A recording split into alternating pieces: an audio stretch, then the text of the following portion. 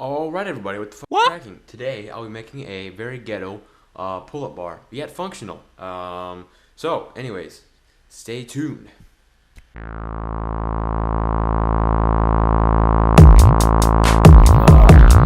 better get cracking then. Yep. Oh, sounds like a wonderful idea. Yep.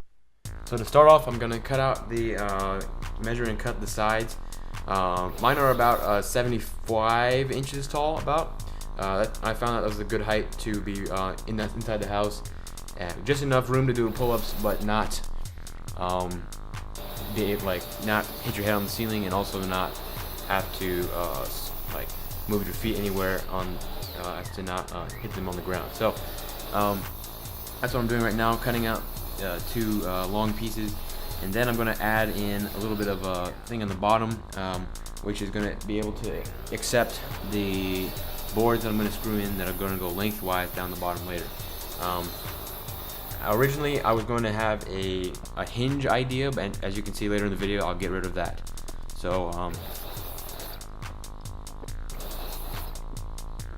yeah, now you can see I've started to make that support on the bottom right there with the small pieces.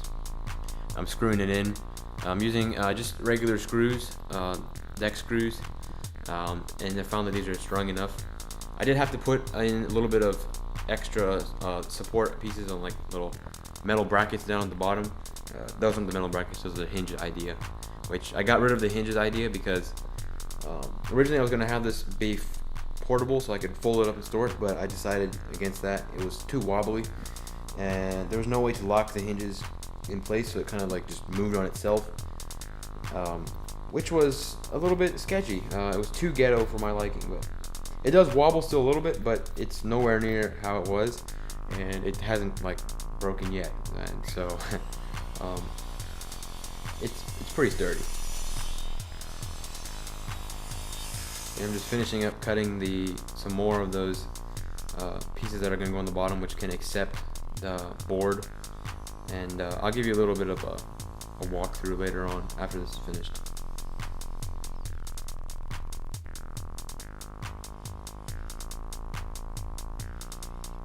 I'm just finishing up constructing the other side. Two little pieces are going to go on the bottom, and just so that I can slide a board in all the way through and underneath. Yeah, so here I had the hinges idea. I was originally going to have the hinges fold and open up so that it'll have two pieces and then have it fold and open on itself, but I decided to go against that. I just put one straight across the bottom because, like I said earlier, it was too wobbly.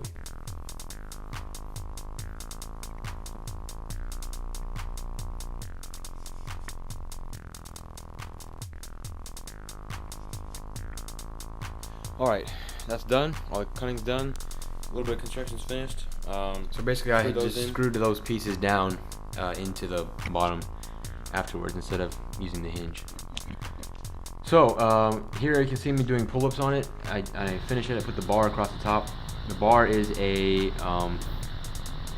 iron bar, iron bar with the what's it called? The flanges. 48 inches long, it's plenty long.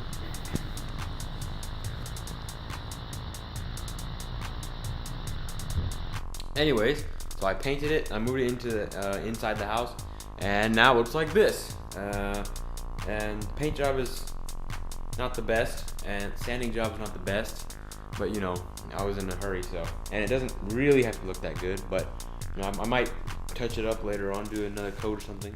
But yeah, so it does fit in the house. It's a little bit wobbly, you know, but it's ghetto because I didn't have a lot of money to spend, and I didn't want to spend money like protecting it to put it outside. So yeah, let's give it a little test.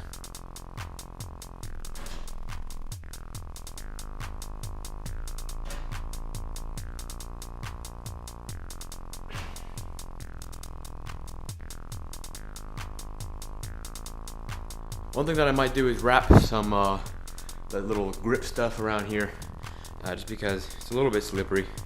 But anyways, as you can see, there's really not a whole lot of room to put your feet, so kind of just have to sit on the make like a little thingy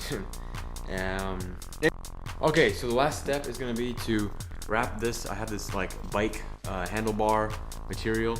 It's gonna be great. I'm just hitting a hot glue gun.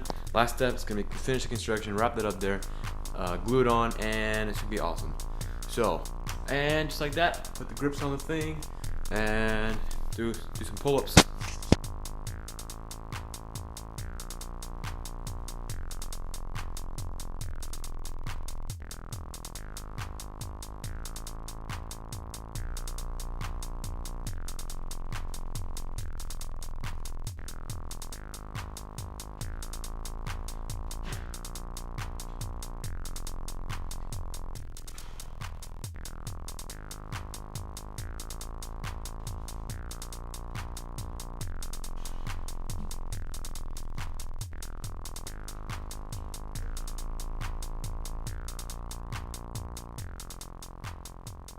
Anyways, it works. Yeah. Subscribe.